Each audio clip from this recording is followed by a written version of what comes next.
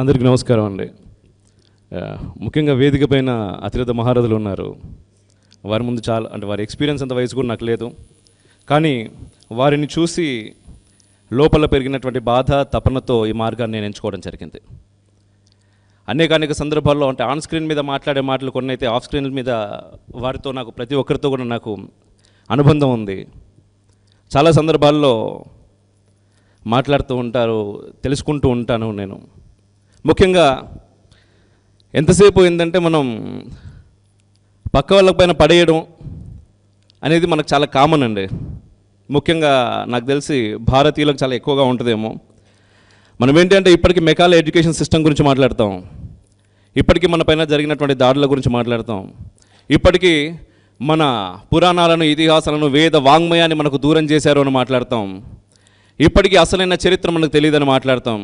కానీ అసలైన చరిత్ర మనకు తెలుపడానికి ఎన్నో రోజులు శ్రమించి వారు అద్భుతమైనటువంటి పుస్తకాలను రాశారు. ఆ పుస్తకాలను మనం ముట్టం చదవం,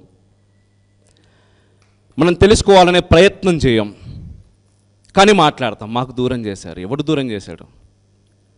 చివరికి ఈరోజు పరిస్థితి ఏంటంటే మనకు మనం దూరం అయ్యే స్థితికి వచ్చాం. హిందువుగా నిజంగా ఇంతమంది ఇక్కడ కూర్చున్నారు, ఈ గుళ్ళోకి వెళ్తాం, బొట్టు పెట్టుకుంటాం, నైవేద్యం చేస్తే ప్రసాదం తీసుకుంటాం, ఇంటికి కూడా తీసుకొని పోతాం, పుణ్యం రావాలి ఇంటికని. కానీ ఆలయానికి ఏదైనా ఇబ్బంది అయితే మాత్రం మన నుంచి ఇంటి నుంచి ఎవడైనా బయటకు వస్తానా నీకెందుకు రా అని చెప్పి పక్కన కూర్చోబెడతాం, వద్దురా నువ్వు పోవద్దు అని. అదే గుళ్ళోకి వచ్చేటటువంటి ఎకానం ఎక్కడో అవసరం లేదు, ఈ గుళ్ళోకే చెప్దాం మనం.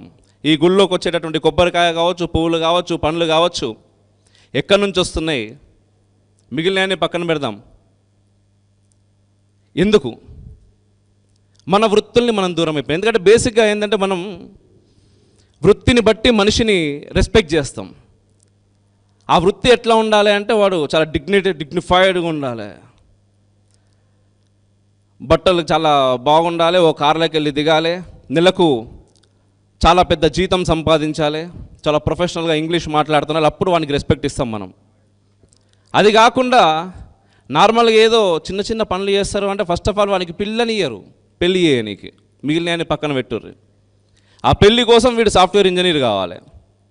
సాఫ్ట్వేర్ ఇంజనీర్ అయిన తర్వాత ఎట్లా వస్తున్నారో మనం చూస్తూనే ఉన్నాం. ఆ సాఫ్ట్వేర్ ఇంజనీర్లు కావడానికి పెద్ద యూనివర్సిటీల్లో 20-22 సంవత్సరాలకు కంటే తక్కువ ఉన్నటువంటి పిల్లలు. మనం చదువు అంటేనే జీవితం కోసం చదువు నేర్పాలనుకుంటాం, కానీ ఆ జీవితం ప్రారంభం కాకముందే ఆ చదువే జీవితం అనుకుని కొన్ని లక్షల మంది పిల్లలు రోజు ఆత్మహత్యలు చేసుకుంటున్నారు. ఇవే యూనివర్సిటీ పైనుంచి కిందికి దూకి. వాటి గురించి మనం మాట్లాడడం. ఎంతసేపు కంపారిజన్. బ్రతకడం అంటే ఏందో మనకు తెలియదు, ఇప్పుడే కాదు ఎప్పుడూ తెలియదు. ఈరోజు నిజంగా మొన్న రీసెంట్గా రోహింగ్యాకు సంబంధించినటువంటి ఒక సభ జరిగింది. ఎందుకు వాళ్ళు వస్తే ఏమవుతుంది, ఉండొచ్చు కదా, బ్రతకనివ్వచ్చు కదా, అందరూ బాగుండాలి కదా, అందరూ బాగుండాలి, కానీ నువ్వు బాగుండాలి కదా ఫస్ట్. ఇదే రోహింగ్యాలు ఏమైందంటే ఒకప్పుడు మన చరిత్ర వాడొచ్చి మన మీద పెత్తనం చేసిండు కాబట్టి మనం వెనుకపోయినాం, ఇంకొకటి వచ్చి పెత్తనం చేసింది కాబట్టి ఇంకొంచెం వెనుకపోయినాం, ఇంకోటి వచ్చి మన దగ్గర నుంచి వజ్ర వైడూర్యాలు జ్ఞాన సంపదను అన్నిటిని దోసుకపోయారు. మనకున్నటువంటి లిటరేచర్ను మొత్తం వానికి అనుగుణంగా వాని భాషలో రాసి పెట్టిండు, అదే మనం చదువుతున్నాం. సో మన దాంట్లో విషయం మనకు తెలియదు, విషయ పరిజ్ఞానం మనకు లేదు, అది చదివి అదే నిజం అనుకుంటున్నాం, అందుకే మనం ఇక్కడ ఉన్నాం అనుకుంటున్నాం. కానీ ఈరోజు ఏం జరుగుతున్నది? భాగ్యనగర్ అంటే ఎక్కడో లేదు, బార్డర్లో లేదు, బార్డర్ దాటి ఇన్ని 100 కిలోమీటర్ల దూరంలో ఉన్నది. ఇక్కడ 1,00,000కు మించినటువంటి రోహింగ్యాలు ఉన్నారని లెక్కలు చెప్తా ఉన్నారు పోలీసు వాళ్ళే. వాళ్ళకి గవర్నమెంట్ షెల్టర్లు ఇస్తుంది, వాళ్ళకి రేషన్ కార్డులు ఇస్తుంది, ఆధార్ కార్డులు ఇస్తుంది, ఓటర్ ఐడి కార్డులు ఇస్తుంది. వాళ్ళని ఎట్లా బయటకు పంపుతావు?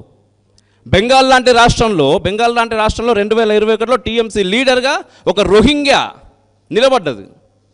రేపటి నాడు ఈ దేశంలో పుట్టి ఈ దేశంలో పెరిగి ఈ దేశం కోసం అంటే ఈ దేశం ద్వారా బ్రతుకుతున్నటువంటి వ్యక్తులకే దేశం పైన ప్రేమ లేదు. చివరికి చిన్న విషయాల్లో క్రికెట్ లాంటి విషయాలలో ఈ దేశం ఓడిపోతే వాడు బయటకు వచ్చి అర్ధరాత్రి సంబరాలు నడుపుకుంటా ఉన్నారు.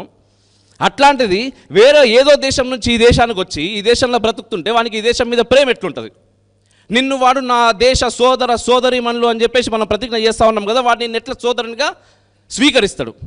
నువ్వు నాశనం అయితే కోరుకుంటాడు తప్ప నువ్వు పైకి రావాలని వాడు ఎట్లా అనుకుంటాడు? ఎవడు మాట్లాడాలి దీని గురించి? ఎంతసేపు మాకు ఫ్రీ బస్సులు కావాలి, ఫ్రీ బస్సుల దగ్గరనే అయిపోయినాం. ఈ గవర్నమెంట్ ఆ గవర్నమెంట్ కాదు, ఏ గవర్నమెంట్ వచ్చినా హెల్త్ కావాలి, ఎడ్యుకేషన్ కావాలని చెప్పేసి ప్రతి ఒక్కరు మాట్లాడుతూ ఉన్నారు. కానీ హెల్త్ ఎడ్యుకేషన్ ఎప్పుడన్నా మేనిఫెస్టోలోకి వస్తున్నదా? ఎందుకు వస్తలేదు మేనిఫెస్టోలోకి? అంటే ప్రజలకు అవసరం లేదు అది. ప్రజలకు ఆ సమయంలో నిన్ననే నేను విన్న హిట్లర్కి సంబంధించిన ఒక కథనట. ఏందో కోడిని తీసుకొచ్చి పీకుతా ఉంటాడట బొచ్చు హిట్లర్. మనం ప్రజలకు ఏంది ఇదంతా చేస్తున్నాం కదా, వ్యతిరేకంగా చేస్తూ ఉన్నాం, వాళ్ళు మనం ఫైనల్గా మనం ఓడిపోతామేమో, వాళ్ళ దగ్గర నుంచి నిరసన ఎక్కువైపోతుందేమో, ఎట్లయ్యా అంటే లేదు ఒక నిమిషం ఆగు అని చెప్పేసి అందరి ముందు ఉండి పీకుతూ ఉంటాడు. అది గిల్ల గిల్ల గిల్ల గిల్ల కొట్టుకుంటూ ఉంటుందంట ఒక్కొక్క ఈక పీకుతుంటే. లాస్ట్కు మొత్తం ఈకలు మొత్తం పీకిన తర్వాత ఆ కోడిని, బొచ్చు లేని కోడిని కింద ఇసిరేసి ఆ తినేటటువంటి ధాన్యాలు కొన్ని చేతులు పట్టుకొని ఈయన కాళ్ళ దగ్గర ఇసురుతాడట.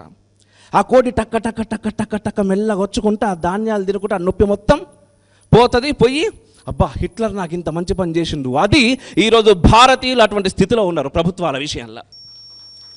మనకు అవసరం లేదు 5 సంవత్సరాలు వాడిని ఎన్నుకుంటాం, వాడి పైన మనకు తైతక్కలు ఆడుతూ ఉంటాడు. 5 సంవత్సరాల తర్వాత కదా ఎలక్షన్ వచ్చినప్పుడు చూసుకుందాం. ఈరోజు నిజంగా సార్ భహింస ఈరోజు అంతా చాలామందికి తెలుసు భహింస అంటే ఏంటిది అనేది. ఈరోజు భారతదేశంలో ముఖ్యంగా పాకిస్తాన్తో కానీ బంగ్లాదేశ్తో కానీ మన బార్డర్లో లేకపోతే ఎక్కడో దగ్గర ఓ బాంబ్ బ్లాస్టో అదో ఏదో జరిగితే ఫస్ట్ సంతోషపడేటోడు ఇక్కడ పాత బస్తీలు ఉంటే నెక్స్ట్ సంతోషపడేటోడు అక్కడ భహింస ఉంటున్నారు. అట్లాంటి ప్లేస్లో ఎవడో కాదు హిందువుల శత్రువు హిందువే. అట్లాంటి ప్లేస్లో ఎంఐఎం వాళ్ళతోటి చేతులు కలిపి హిందువులను ఓడగొట్టే ప్రయత్నం చేస్తున్నారు భహింసాల. ఇప్పుడు అది బయటకందరూ చాలామందికి తెలుసు, ఎవరు మాట్లాడరు, మనకు అవసరం లేదు. 80 ఏళ్ళ వయస్సు మించినటువంటి వీరు చిర్రావూరి శివరామకృష్ణ శర్మ గారు, వీరితో ఒక ఇంటర్వ్యూ చేసిన నేను. వారి బాధ వర్ణనాతీతం. చూడండి దేని గురించి రాస్తున్నారు. మన ఎడ్యుకేషన్ సిస్టంలో అంటే సంస్కృతంలో పిహెచ్డీ అనేక పిహెచ్డీలు చేశారు, దాంతోపాటు సంస్కృతంలో కూడా ఒక పిహెచ్డీ చేసిర్రు ఆయన. సంస్కృతం పిహెచ్డీ చదువుతున్నటువంటి కాలేజీలో మన చరిత్ర తప్పున్నదంట. మనం అనుకుంటాం సంస్కృతం అనేది వేద భాష, సంస్కృతమే భారతీయ భాష, అన్ని భాషలకు పునాది సంస్కృతం అంటాం. అట్లాంటి సంస్కృతంలో మన చరిత్ర తప్పు ఉన్నది. మన చరిత్ర అంటే మన రామాయణం, మన ఇతిహాసాలు, అదే మన చరిత్ర. అది మన చరిత్ర కాదనుకుంటాం మనం. అది అభూత కల్పనని మాట్లాడేటోళ్ళు మనం ఏం చేయలేం, ఏం బీకలేం ఓపెన్గా చెప్పాలంటే. ఎదురురి హిందూ మతం క్రీస్తుపూర్వం 4వ శతాబ్దిలో కల్పించబడిందని భారతదేశ చరిత్రలో పాశ్చాత్యులు వ్రాశారు. ఆ చరిత్ర ఇప్పటికీ మన దేశంలో విద్యాలయాల్లో బోధిస్తున్నారు. దీనివలన శ్రీరాముడు శ్రీకృష్ణుడు నమ్మకాలు అవుతున్నారు. అందుకే లోగడ కేంద్రంలో యూపీఏ ప్రభుత్వం శ్రీరాముడు లేడని సుప్రీంకోర్టులో అఫిడవిట్ ఇచ్చింది. సుమారు 10,000 సంవత్సరాల నుండి ప్రాచీన భారతదేశ చరిత్ర ఉందనడానికి 460 పైగా ఆధారాలు ఉన్నాయి. ఆధారాలు కావాలండి. నా దేశ చరిత్ర నిజమని చెప్పుకోవడానికి, నా పుస్తకాల్లో రాసుకోవడానికి మనం గవర్నమెంట్కి ఇట్లాంటి లెటర్ రాయాల్సినటువంటి దీన స్థితిలో ఉన్నామంటే ఎటువంటి పరిస్థితుల్లో ఉన్నాం మనం. రేపు ఎక్కడికి పోతాం? కాశ్మీర్ ఫైల్స్, బెంగాల్ ఫైల్స్, ఇంకేదో ఫైల్స్ అన్నారు, అవి సినిమాలు వచ్చినాయి. కానీ అట్లాంటి ఫైల్స్ బొచ్చడు జరిగినాయి ఈ దేశం మీద.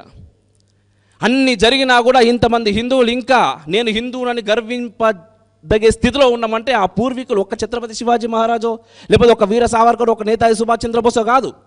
మన ప్రతి కుటుంబంలో అట్లాంటి ఒక వ్యక్తి ఉండే. అందుకోసం ఇప్పటికీ మనం హిందువుగా బ్రతకగలుగుతున్నాం ఈ దేశంలో. మరి అంత ఆ ధర్మాన్ని అంత సౌభాగ్యంగా అంత భద్రంగా మన చేతిలో పెడితే మన భావితరాలకు ఏమిద్దాం? మనం శాంతిని ఇవ్వాల్సిన అవసరం లేదా? కొట్టుగా చద్దామా ఎంతసేపు? శాంతి గురించి ఎవరు మాట్లాడాలి? బలవంతుడు మాత్రమే మాట్లాడాలి. ఆ బలవంతుడు ఎవరు కావాలి ఈ దేశంలో? హిందువులైతే మాత్రమే భారతదేశంలో శాంతి మిగులుతుంది. హిందువులైతే మాత్రమే మిగులుతుంది భారతదేశంలో కాదు, ప్రపంచవ్యాప్తంగా హిందువులు ప్రతి చోట ఉన్నారండి, ఇక్కడ అక్కడని కాదు.